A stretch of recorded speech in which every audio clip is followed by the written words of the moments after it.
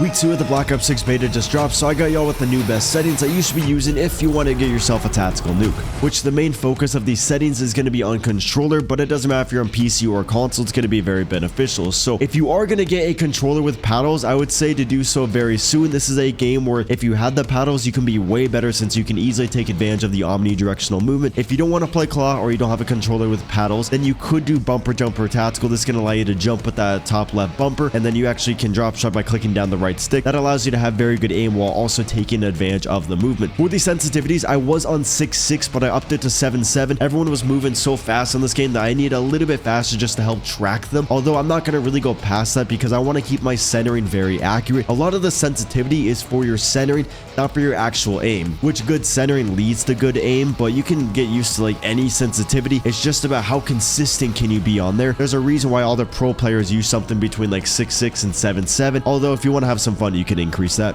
Simplified controls off, low motor strain off, bumper ping. If you like to ping the enemies a lot, then you can turn that on. You can swap your bumpers with the triggers. For me, the second I pull down my trigger, it's going to fire the gun just because I have a trigger lock, but I could swap it over to the bumper, so the second you hit the button, your gun fires. So if you're using a pistol, you can trigger finger a little bit faster. Make sure the controller vibration is off. If this is usually on, it's going to feel a little bit weird at first, but once you're used to it, you're perfectly fine. For the dead zone inputs, you're going to want to have the left stick min at least 1. I found that on every controller, if it's at 0, your guy automatically walks forward. And then for the left stick max, I like to have mine on 50. If I have this on 100, I would have to move like basically my stick from the middle all the way to the end if I want to get to 100, like to max movement speed.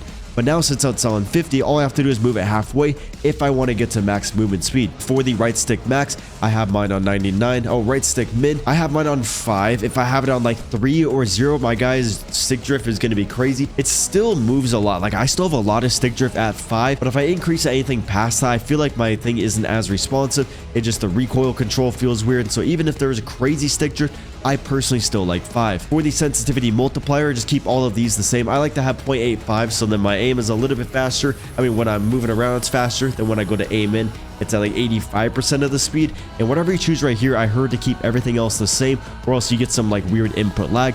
Look conversion on foot standard. Aiming advanced settings, we are going to have this on instant. Dynamic is going to make it easier, so if there's 2 targets in front of your screen, you can shoot one and then snap to the second target a whole lot easier.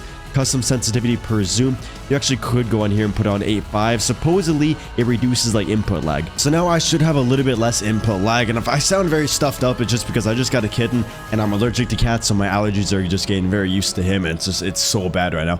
Target aim assist on, motion sensor behavior off, motion sensor advanced settings. Since you have it on off, this isn't going to really matter. For the movement settings, you want your sprint assist to be on. This is going to make it so the second you move your left stick forward, you are going to start sprinting. If you like to have automatic tactical sprint, then I would turn it on to tactical sprint assist. In this game, I found that when you tac sprint all the time, it kind of messes you up, makes it a little bit harder to do the movements. So for me, I just like to have it on. Mantle assist off. You want to have all the mantles off. This is basically going to make it so you don't accidentally mantle on things.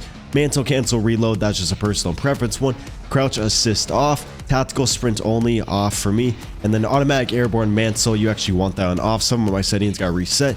Slide slash dive behavior, make sure this is on hybrid. If you have it on anything else, there's going to be a weird delay when you go to slide cancel, because the game doesn't know if you're trying to hold the slide or tap the slide. If you have it on hybrid and you hit the slide button, it knows that you're only gonna slide, so you instantly slide.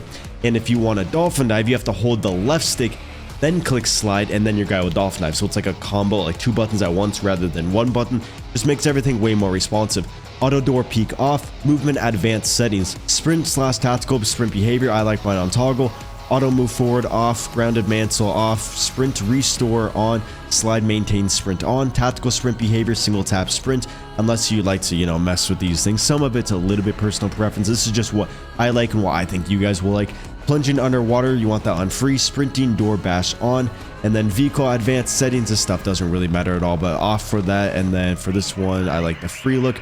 Now for the combat settings, aim downside behavior hold, weapon mount activation, ADS plus melee, quick C4 detonation grouped, equipment behavior hold, manual fire behavior press, combat advanced settings, change D-pad up behavior ping, change zoom activation, sprint, weapon mount, exit, short delay, interact slash reload behavior. Make sure this is on prioritize interact. This is going to make it so if there's a gun on the floor, you can just literally click your reload button once, just tap it, and your guy's going to pick up the gun off the floor. Then if you want to reload, you have to hold the reload button, which honestly, if you're about to die or you need to reload your gun and someone's running around the corner and there's a gun on the floor, it's a lot faster to pick up that gun and hope that there's ammo in it rather than risk trying to reload, or you can just swap your weapon. If you have to reload, you're typically in a safe spot, so it shouldn't matter if you have to just hold the reload button for like half a second. So prioritize interact is definitely beneficial, especially if you're on Warzone.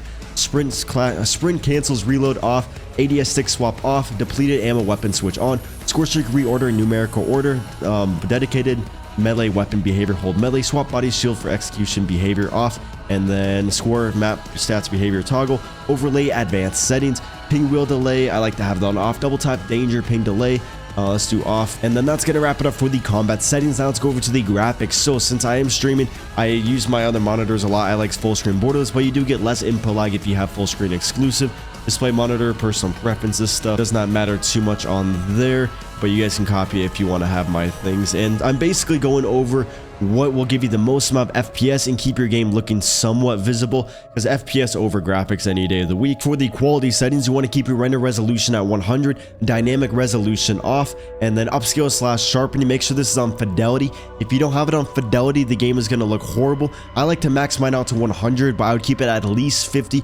Go into a game and mess around with the one that you like. And then this might have a bug. When I was first on here, it gave me like 50 more options within this tab, and so if you do, just take it off it and then go back on the fidelity, and then you guys should be fine on there. VRAM scale target, because I'm always having like 50 tabs open, I like mine on 80, but if I'm just playing the game, I have it on 90. And then texture resolution normal. For the streams, usually I'll turn it on high because I have a 4090, and so I'm already getting usually max FPS, and I want the videos to look a little bit better, but I wouldn't go lower than normal since visibility on this game isn't that good. Texture filter anastrophic. I actually see more enemies when I have it on high, but you will get more FPS on the low, and so if you have a decent PC, I would keep that on high. Depth of field, 100% have that on off. Nearby level of detail low. Particle resolution very low. Bullet impacts, you will have more FPS with this off, but I do like to see where I'm shooting sometimes when I'm making like a class video to see the recoil pattern. Persistent effects off. Shader quality low. On-demand texture streaming minimal.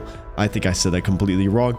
Local, oh, you guys can see over here, I like to just keep this all on default. I just noticed, I get decent FPS like that.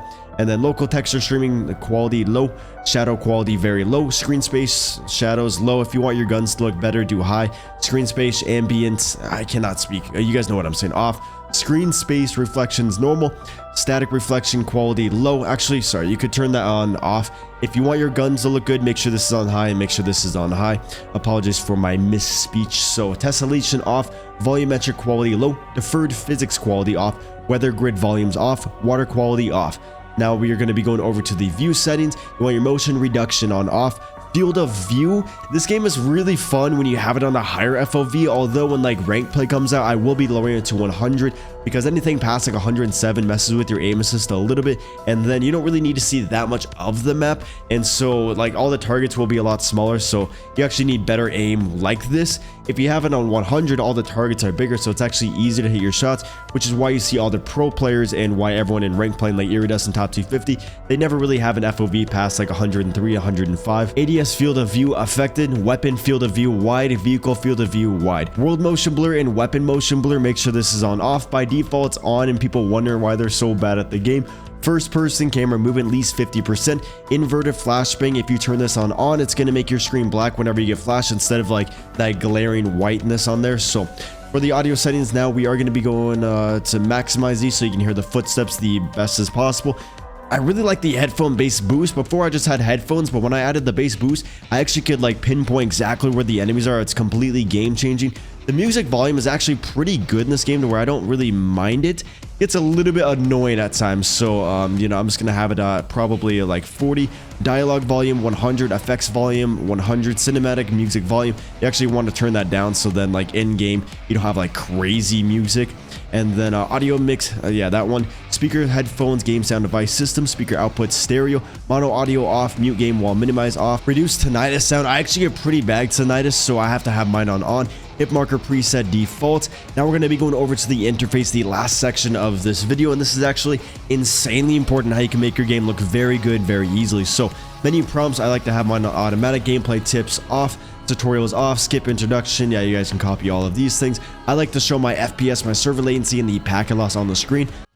Label size default, connection meter off, network in game. Yeah, this stuff doesn't really matter too much. Readability, you guys can copy all of these things. The main part of this is going to be your color customization. So you actually can maximize the color on here. This is the colors that I like to do, and then I'll maximize the saturation and the brightness, and then you just apply the custom color. And to do that for each one, it makes like everything super bright, as well as doing the color filter on filter 2 and then color filter target both, and then max out these two things. Makes your game so much brighter and just super easy to actually see the enemies. The visibility is still pretty bad, but it's not as bad. For the HUD presets, I actually like the magnified. This makes everything a little bit bigger, and like the minimap is going to be bigger, and the bigger the minimap, the easier it actually is to like see where the enemies are and just kind of pinpoint them. So magnified is actually like very underrated. For the HUD balance, make sure this is in towards the middle of the screen as much as possible. So when you do look at your minimap every 2 seconds, that's where you should be doing. It's going to be a little bit quicker. Minimap shape square just makes it so you can see a little bit more. Minimap rotation on, radar off. Wait, toggle the minimap radar backing on or off. Actually have that on. Actually, I'm not too sure what that one is. Compass type, I don't think the compass is helpful at all, so I have it on off. Equal HUD prompts, that doesn't matter. And then full name on here. Don't do icon only. Make sure it's on like abbreviate or full name. Just makes it so the name tag is actually there, and that makes it so much easier to see the enemies. Hit marker visuals on, damage based hit markers on, and that should wrap it up for the whole video. If you guys do find it helpful, make sure you hit the like button. If you want to see more of my videos just like this, hit the subscribe button with the noties on, and deuces.